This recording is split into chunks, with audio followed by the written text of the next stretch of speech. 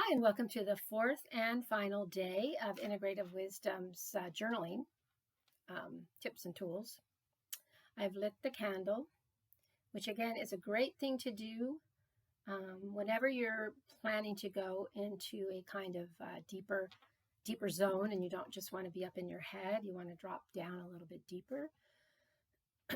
Doing something like lighting a candle, playing soft music in the background, taking that moment to breathe, maybe even using some essential oils to evoke even more of a connection to the body, getting all of the senses going as you get ready to delve into journaling.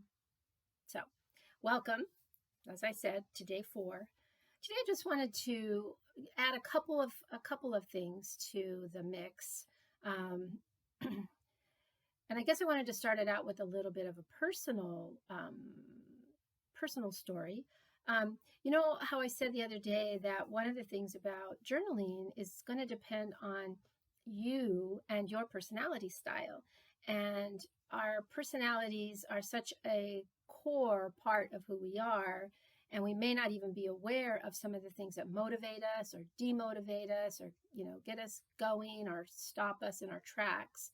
So I just wanted to share that just yesterday I had gotten notice that my mom, who is 91 and fragile but pretty strong, had actually had to be taken to the hospital. She had gone home from hanging out with my sister.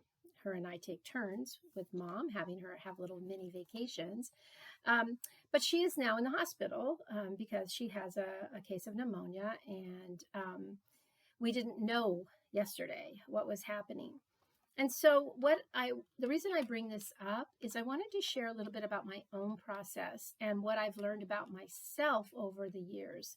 And that is when tough things happen like this, I have a tendency to stop and to almost like, it's like a little mini depression sort of kind of, but it's more just a deep going in, and I'm not able to always move through it and do the things that I have wanted to do for that particular day. These are for other things way back in my past. So yesterday I observed that in myself. And so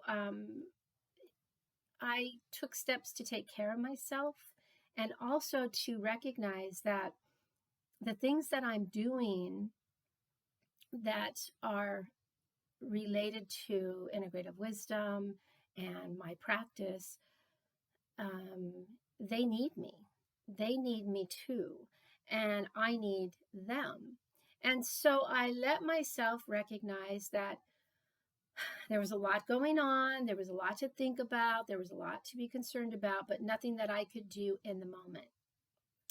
And so I had that epiphany, and then I moved on into doing the things that I needed to do for the rest of me. And I share that today because, again, it's important for you to recognize that you are going to come to journaling with this amazing package of who you are. And so if you know that, then as you go through the journaling process and you hit a wall, you may be able to say, oh, that's me and my personality and my struggle with X, Y, or Z. And let me just recognize it, acknowledge it, and then push through. It's like a pushing through, not a, I'm going to let this wall stop me. But it's trying to identify what wall you're up against, I guess is a good way to say it. So that's one thing, right? Is just getting yourself going and knowing who you are and what your roadblocks might be. The other thing that I wanted to share a little bit about is just the little bits and pieces. Like some people want to know, well, can I journal on a computer? Because my handwriting is horrible or whatever. So there are those people who will journal while, using the keyboard. I personally like pencil and paper because I like that expression, that movement. This one is not as flowing for me, but perhaps for you, that would be the best way for you, as long as you can not just be up in your head and be analytical It's like you have to drop in and you have to go into a different headspace, which is not your head. How do you do that? Anyway, so that's one thing. The other thing is to not allow yourself to get caught up in the mechanics of your writing. Um, I think we already mentioned, not to be judgmental about your ability to write, or whether you can read what you write, or, um, is my grammar correct? Oh, I didn't spell that. Oh, I have to stop and use spell check. None of that is important, and you actually want to avoid it, because what you're trying to do is access that place that wants to come and be with you. So don't let the distractions take over. Don't let the distractions win.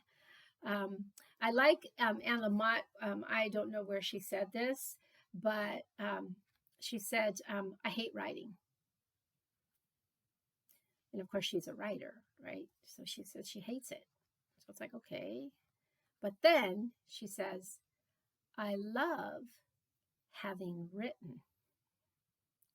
So I think that's a good, mantra for us as we learn to go about actually journaling and getting that down is one of our practices, one of our healing practices that we can use in our life to help us and guide us.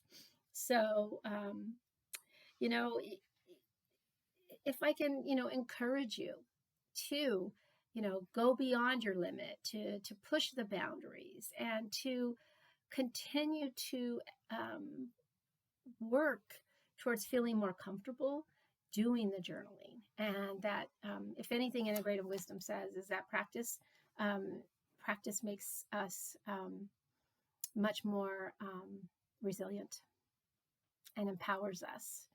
It may not make us perfect, but it definitely gives us a backbone, and gives us many more options when things happen. So I guess that's going to be it for the journaling pieces of integrative wisdom. Hopefully you're inspired to try it out. You can always reach out to me for any questions. And as always, I am here to do individual coaching. I am also here to do community of care circles.